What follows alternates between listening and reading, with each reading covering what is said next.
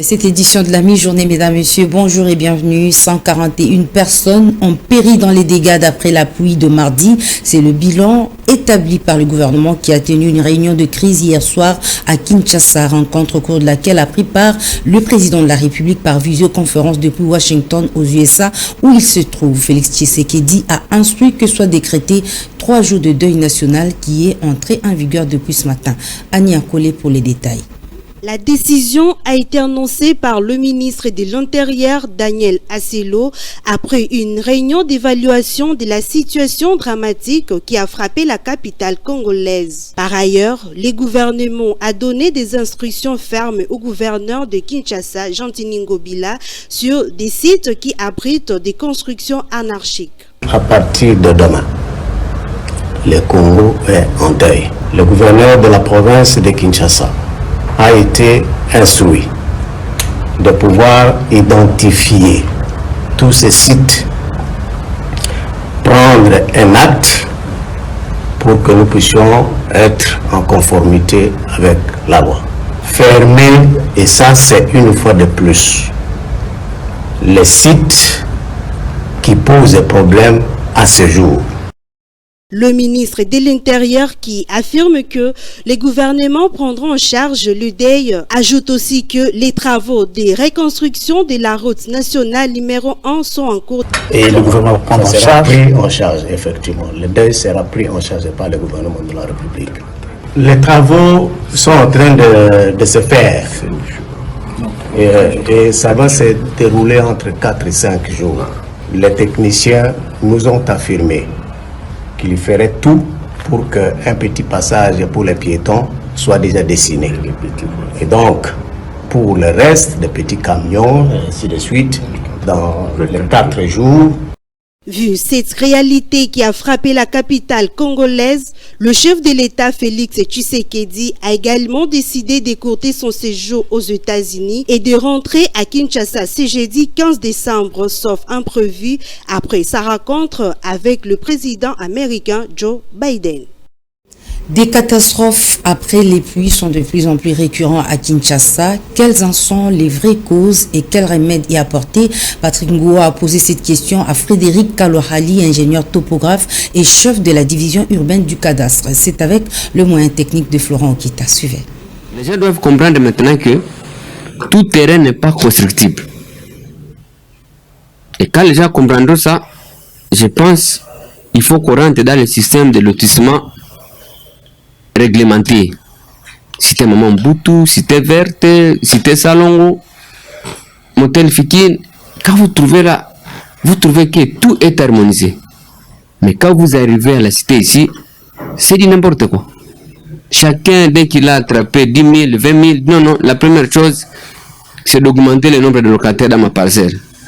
Alors, quand vous augmentez le nombre d'abord, il y a le problème de courant, il y a le problème d'eau, il y a le problème d'où jeter ces eaux de ruissellement, puisque chaque niveau connecté, tous ces facteurs-là, il faut qu'aujourd'hui Kinshasa est inondé, puisque chaque bourgmestre, que ce soit au niveau du cadastre, nous, on connaît le nombre de parcelles enregistrées. Mais le bourgmestre devait avoir le nombre de parcelles dans sa commune. Mais si vous demandez au bourgmestre, il ne sait pas. Chez nous, au cadastre, aussi au moins l'évolution des numéros que nous octroyons, les parcelles cadastrales. Mais les chefs de quartier, est-ce qu'ils savent le nombre de parcelles qu'ils gèrent? Non. C'est autant de questions qu'il faudra qu'on y raisonne ensemble pour qu'on ait un plan d'ensemble. Parce que là où on devait peut-être rejeter les... Comment on appelle ça? Récolter les eaux. On ne sait pas où les faire. Même quand il faut faire les égouts. Souvent, c'est bloqué à un système où les gens construisent même là où le caniveau devait passer. C'est pourquoi nous avons des inondations.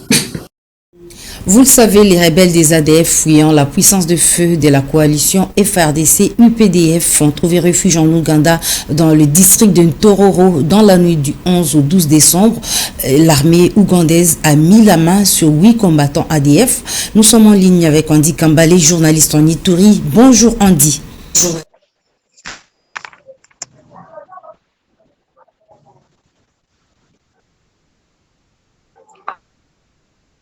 Allô?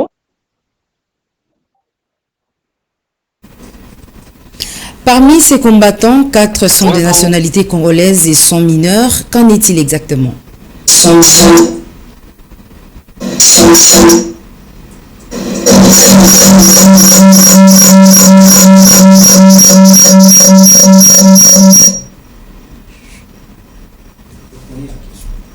Andy, je disais que parmi ces combattants, 4 sont des nationalités congolaises et sont mineurs. Qu'en est-il exactement?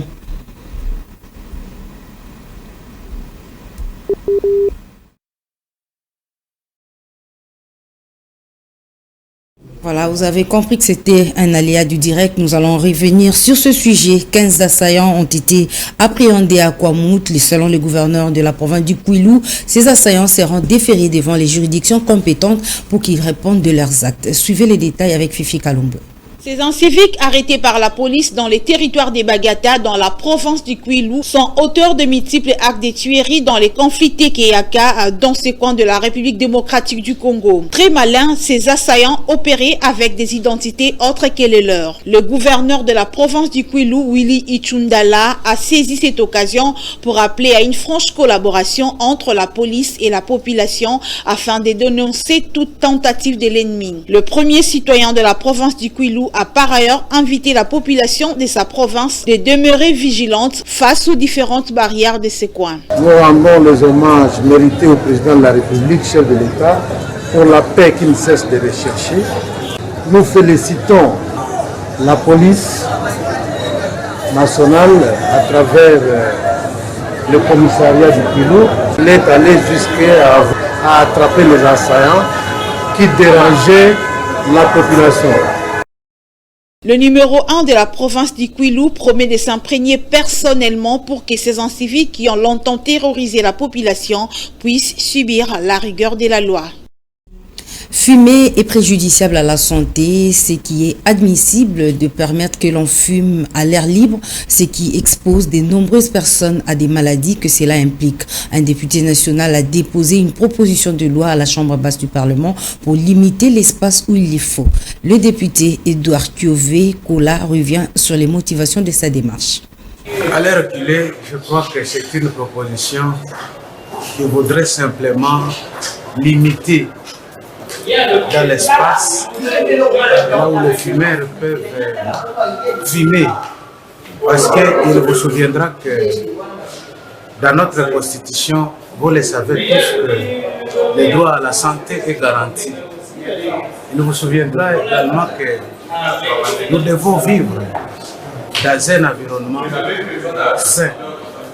Alors, lorsque tout le monde fait ce qu'il veut, nous ne pouvons pas aboutir à ce qui est prévu par la Constitution. C'est pour cette raison que, au jour d'aujourd'hui, il fallait que nous ayons une loi qui limite dans l'espace les endroits où on peut se mettre en train de fumer.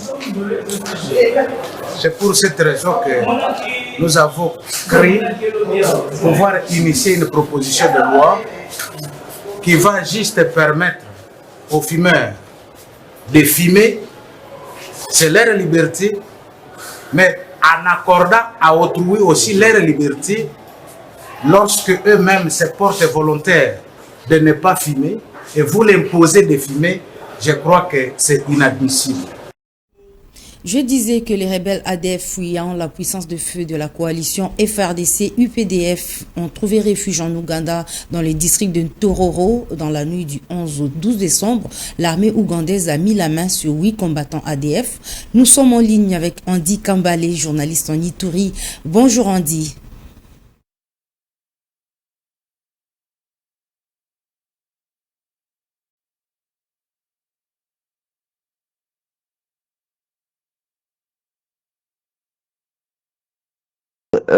Ces combattants se sont retrouvés sur le sol ougandais,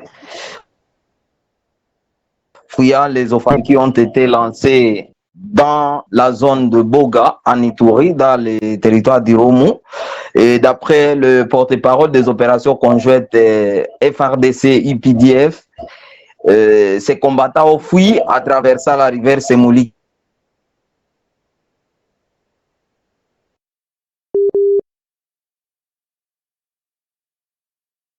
Correspondant Andy Kambale qui intervenait sur la situation des ADF arrêtés par l'armée ougandaise. Moïse Katumbi a été, selon ses dires, refusé de se rendre à l'étranger avec son jet privé ce mercredi. Le président du tout-puissant Mazembe juge inadmissible que sa démarche soit rejetée alors qu'il se rendait dans une réunion importante au Qatar en tant que membre de la CAF et de la FIFA. Igor Sombo. Le président national du parti politique Ensemble pour la République affirme que certains Congolais veulent s'approprier le pays et condamne ces comportements. Je ne savais pas que le Congo appartient à seulement quelques individus. J'ai demandé l'autorisation de survol. Ça fait déjà plus ou moins maintenant une semaine. Et le patron de service de renseignement a décidé de ne pas donner l'autorisation. Je ne sais pas si peut-être ils ont acheté ce pays et combien on doit rembourser pour que les gens soient autorisés. C'est vraiment très triste. Les histoires que nous avions combattues, ça recommençait encore. Par ailleurs, Moïse Katumbi Chapwe dit entendre avoir des explications sur ce qu'il doit payer pour éviter ce genre de problème dans les tout prochains jours.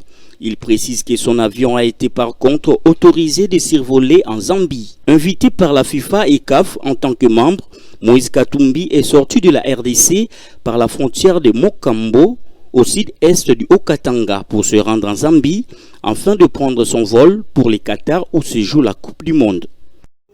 Sport à présent, dans les objectifs domestiques, le championnat national se poursuit ce mercredi à 13h30 avec le choc quinois qui oppose le FC Renaissance du Congo au Daring Club Motema Pembe, un match de la 6e journée de la Ligue nationale de football au stade des Martyrs de la Pentecôte.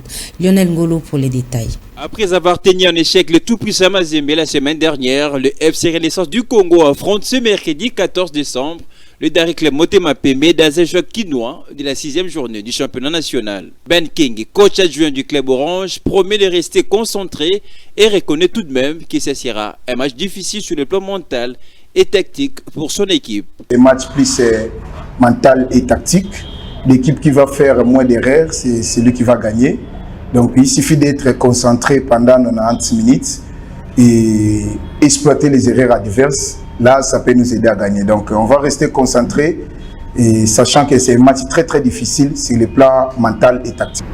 De son côté, le Daring Club Motema Pembe qui a enregistré sa toute première victoire de la saison devant la formation de l'AS Kouya, Jen Toumba, entraîneur de cette équipe, veut maintenir cette dynamique de victoire afin de sortir de la zone rouge. On est là pour une dynamique, on est là pour des victoires. Vous savez, l'équipe est vraiment très très loin au classement partiel. On essaie un peu de chercher cette dynamique qui apparemment ça commence déjà à venir.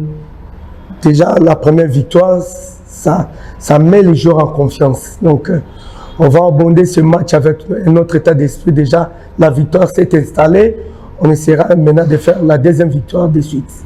Le FC Renaissance du Congo, toujours à la recherche de sa toute première victoire de la saison, essaiera de défier les Immaculés ce mercredi, dont le premier match, avant le second qui opposera le tout-puissant Mazembe à l'AS Rangers au stade des Martyrs de la Pentecôte.